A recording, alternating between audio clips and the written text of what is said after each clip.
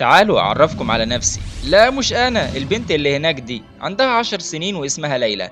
ودي المشاعر اللي جواها: غضب، خوف، حزن، فرح. كل واحد فيهم ليه دور مهم في حياتها.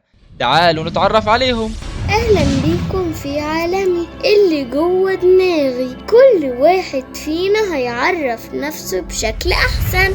أنا الفرح، أنا الضحكة الحلوة اللي بتطلع من القلب، واللعب والهزار اللي ما بيخلص. مهمتي إن أخلي ليلى دايما مبسوطة ومتحمسة لأي حاجة بتعملها. أنا حزن، أنا مش وحش زي ما الناس فاكرة. أنا اللي بخلي ليلى تحس بنفسها لما تكون زعلانة أو محتاجة حد يطبطب عليها. أنا ببساطة اللي بيفكرها إن من حقها تزعل وتعيط. أنا الخوف، أنا البطل اللي جوه ليلى.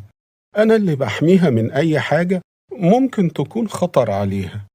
أنا الصوت اللي بيقول لها خلي بالك، فكري كويس. أنا الغضب، أنا مشكلة ناس كتير، بس أنا في الحقيقة اللي بساعد ليلى إن هي تعرف في حاجة غلط بتحصل معاها وإزاي إن هي تقدر تدافع عن نفسها. كل واحد من دول عنده مغامراته الخاصة ومهمته يوصل ليلى لبر الأمان.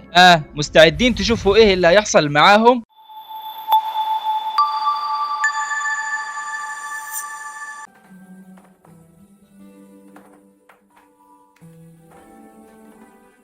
يا ليلى، إيه الشغل الجامد ده؟ البرج ده فيه كل ذكرياتكم الحلوة، فكرة بجد تحفة. أيوة يا ماما، دي اسمها مكعبات الذكريات. حطيت فيها أحلى صور لينا ولزقت النجمة الذهبي دي فوق خالص عشان هي نجمة الصداقة بتاعتنا. ريم هتفرح بيها قوي. ربنا يخليكم لبعض، بس خدي بالك منه يا حبيبتي، البرج ده شكله رقيق وحساس.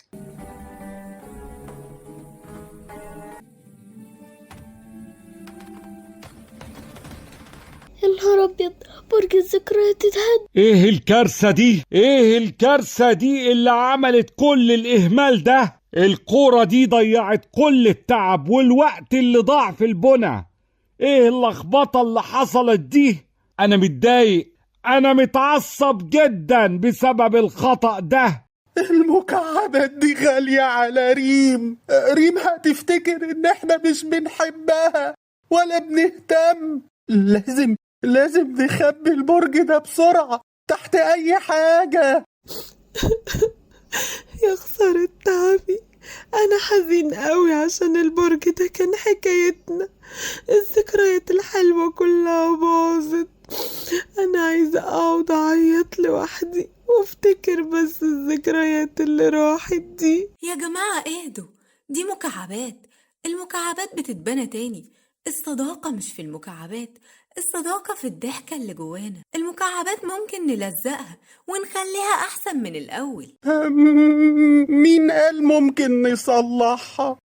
ريم هتشوف الكسر وهتعرف إننا كدبنا. يا ليلى، لو قلتي الصدق هتزعلي شوية صغيرة، لكن لو كدبتي هتفضلي حزينة وخايفة على طول. الخوف مسكني، عايزة أداري عشان مخسرش ريم، بس الحزن بيقول الصح.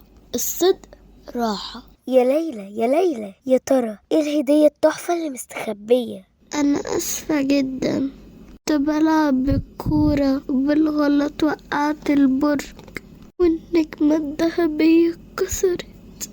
أنا عارفة إن الهدية دي كانت مهمة أوي ليا وليكي. يا ليلى يا حبيبتي، انا عارفة انك ما كنتيش تقصدي، وعارفة كويس ان انتي بتحبيني من غير اي مكعبات. ايه رأيك نعملهم احلى كمان؟ البرج ده ما اتكسرش، ده بقى اقوى. تعالي نلزق النجمة دي في النص بالصمغ القوي ونجمع المكعبات تاني ونسميها نجمة الصدق. كل ما نشوفها نفتكر ان احنا كنا شجعان وقلنا الحقيقة، وده اقوى بكتير من اي لعبة. بجد يا ريم، شكرا إنك سامحتيني بسرعة، دي أحلى فكرة. يلا بقى نرجع نلعب بيهم ونحط صورة جديدة. يا سلام على الصداقة اللي بجد. الصدق لزق المكعبات أحسن من أي صمغ. أنا اتعلمت درس النهاردة. الكذب كان هيخليني خايف طول الوقت، لكن الصدق جاب لي راحة البال. الصدق زي الأساس القوي، ممكن أي حاجة تتهد بس بالصدق بترجع تتبني أقوى بكتير.